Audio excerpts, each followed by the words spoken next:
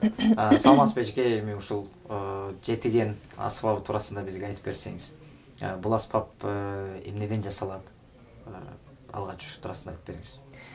Бул аспап биздин кыргыз элибиздин унутта калган улуттук байыркы аспабы болуп эсептелинет. Бул аспапты биздин ата бабаларыбыз Энисейде жашап жүргөн кезинде колдонуп, бирок аспаптын жанагы көлөмүнүн чоңдугуна байланыштуу өзүбүзгө ыңгайлуу аспаптарды гана колдонуп алып келатабыз деген маалыматтар бар да.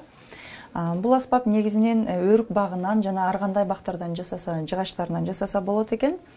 Ал эми кылдары болсо биздин ата бабаларыбыз ошол алгач жасаганда бул жетиген аспабы 7 кылдуу болгон экен. Эмне үчүн 7 кылдуу? 7 кылдуу бул 7 санына биздин кыргыздар жакынбыз. 7-ин бири кыдыр, жетиген деген уруубуз бар, жетиген деген жылдызыбыз бар дегендей.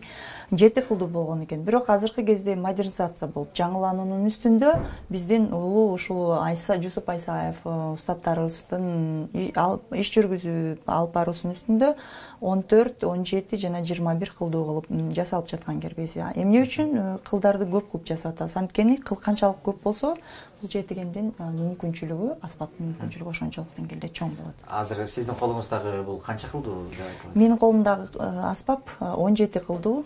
Андан сырткары мен дагы ушул буйртма берип 21 кылдуу кылып алып атам буюрса. Ал эми чүкө туурасында айтып кетсем, бул чүкө кадимки эле койдун мынакей чүкөсү. Чүкө бул бир эле кезде күүлөгөн функцияны да аткарат, ошол эле кезде бул кылды көтөрүп турат. Ар бир кылга ар бир чүкө коюлуш керек. Эгер кыл 7 кыл болсо 7 чүкө коюлат. Кылды көтөрүп турганда үн берет. Бул деген комуздун тегиндей эле функцияны аткарат. Ал эми күүлөгөндө бул чүкөлөр жылабы? Күүлөгөндө сөзсүз түрдө ооба. Чүкөлөрдү жылдырып көйлөйт. Мажордук, минорлук латтарга же болбосо ар бир тоналистка которуу кезинде чүкөлөр сөзсүз түрдө жылып, өйдө же ылдый көздөй жылат. Бардыгы бирдей жылыш керек. Ошондон күлөнөт. Келиңиз анда ушул жетегенде бир күн жетип бербейсизби биз үчүн? Анда эмесе мен Асанбек Кыдырназаров атабыздын Кыргыз көчү деген чыгармасын аткарып берейин.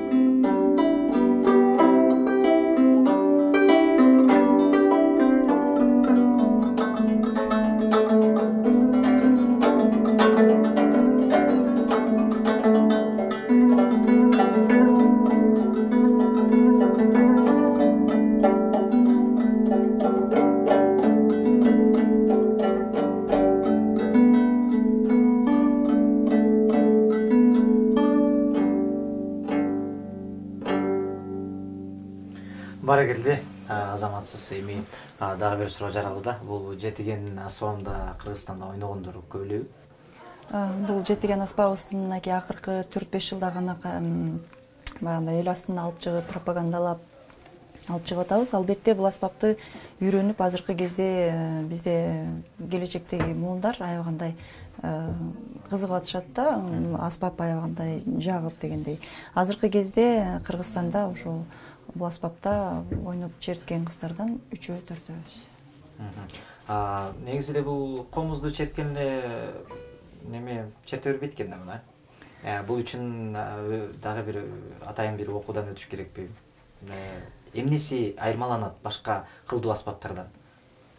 Бул аспапты мисалы үчүн үйрөнүү жааты боюнча да сөзсүз түрдө негизинен баягы теоретикалык жактан нота билип, бир музыкалык билими болсо, аспапты кандай гана аспап болбосун, аспапты үйрөнүүгө бир топ жеңилдиктер болот.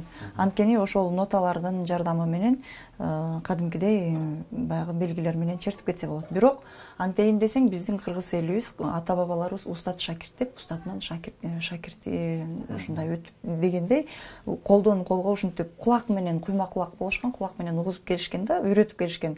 Угуп деле үйрөнсө болот, бирок аябагандай ар ким ар кандай да, ар бир адамдын жөндөмү ар кандай болот. Кээ бир адам таланты болсо деле ал куйма кулак эмес, ал деген сөзсүз түрдө баягы нотага таянат. Кээ бирөө куйма кулак болот, ал теоретикалык жактан күчтүү болсо деле ал деген баягы бир коюп туруп музыканы угуп көрүп туруп эле ошол нотаны ошондой кылып чертип аткарып берип коет да. Демек бул деген ар кандай ар бир адамдын өзүнүн жөндөмүнө жараша болот. Өзүнүн каалоосуна, эмгегине жараша болот болушу керек. Чоң рахмат. Бул аспапты такыр үйрөнө албай койгондагы кезиккенби сиздин өзүңүздүн практикаңызда? Үйрөнө албай койгон? Азыркы кезде үйрөтүү иштери музыкалык мектептерде, улуттук консерваторияда жана БСР Бешеналиев атындагы университетте дагы ачылган. Мен өзүм жанагы дагы деле изилдөөнүн үстүндө, дагы деле окуп үйрөнүүнүн үстүндөмүн. Бирок азыркы кезде мен дагы кичинекей шакирттерди тарбиялап жаткан учурум. Албетте баягы кандай гана адам болбосун, эгер ошол бир аспапка кызыгып үйрөнгүсү келген адамга үйрөтө албай койбойсуң да. Ал демек ал үйрөнөм деп келген адам. Мен практикамда андай боло элек, биртке болсо дагы 2-3 күн чертип үйрөнүп калган кичинекей балдар кыздар бар. Чоң рахмат. Бул 17 кылдуу деп калдыңыз да сиздин аспабыңызда. Эми ушунун көйлөнүшү кандай? Мисалы, комузда 1-ырдан 2-ырга көйлөнгөндө бул бат эле болот да. Ал эми бул 17 кылды канча убакытта көйлөнүп бүтөт да булар? Өзүңүздөр көрүп тургандай, комузда 3 кыл болсо, бул азыркы жетигенимде 17 кыл. Сөзсүз түрдө баягы бир тональносттан бир тональностка өтүш үчүн, күйлөш үчүн бир 10 мүнөт же болбосо 5 мүнөттө деле толгоп койсо болот. Анан толгоп коюп, бат эле ошол чыгарманы чертип кете албайсың да. Анткени кыл деген бир жок дегенде бир 15-20 мүнөт 2 жолу 3 жолу күйлөп кайрадан текшерип, кыл бир калыбына келиш керек. Рахмат. Эми бул аспаптын көлөмүнө караганда дагы чоң да аябай. Анан сиз өзүңүз аял киши болгондон кийин бул аспапты көтөрүп жүрүү сиз үчүн кыйынчылык жаратпайбы мында? Сөзсүз түрдө бул аспапты көтөрүп алып, мисалы үчүн жол жүрүүдө, мындай көчөдө транспорттарга түшө албайм, ыңгайсыздыкты жаратат да. Көбүнчөсү баягы жеңил машина менен, жеңил унаа менен, же болбосо такси менен бара турган жериме жетем. Көтөрүп жүргөн мынакей белгиси болуш керек. Жарым жылдын ичинде эле бир топ килограмм таштадым, арыктадым.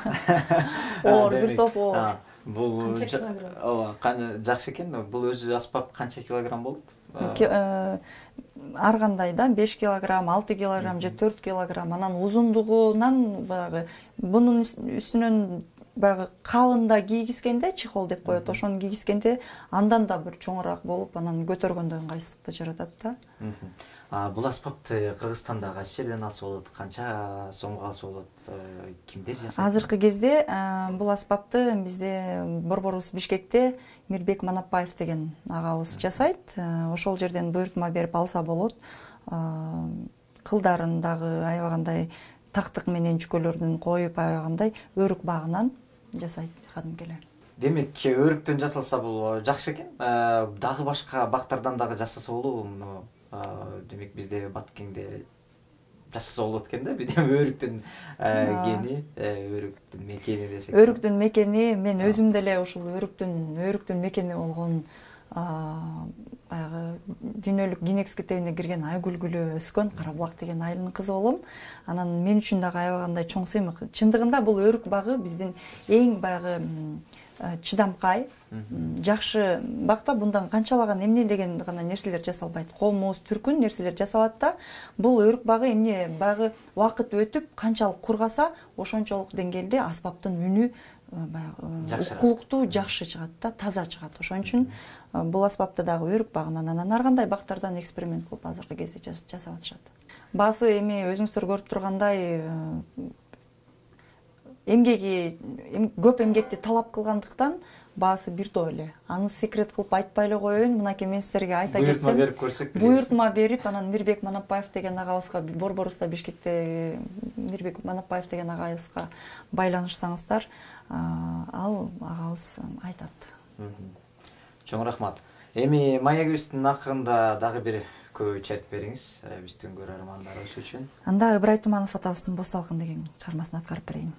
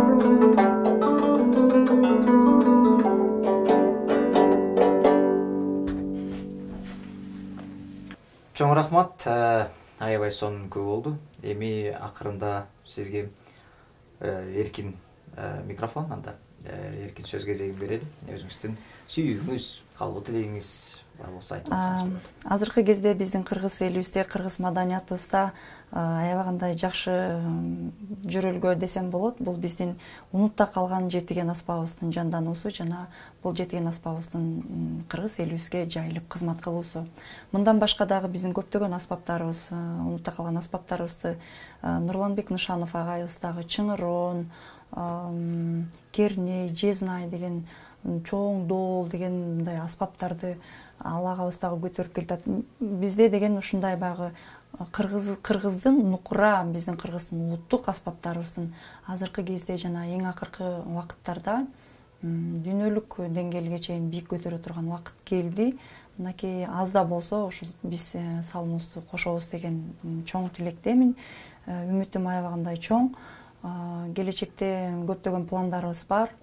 Буюрса келечекте мотурайган кичинекей биздин муундарга ушул аспапты колдон колго өткөзүп берсек экен деген тилектерибиз бар. Чоң рахмат биз менен кызыктуу маек куруп бергениңиз үчүн. Сизге дагы чыгармачылык ийгиликтерди каалайбыз. Кош келипсиз дейли дагы бир жолу.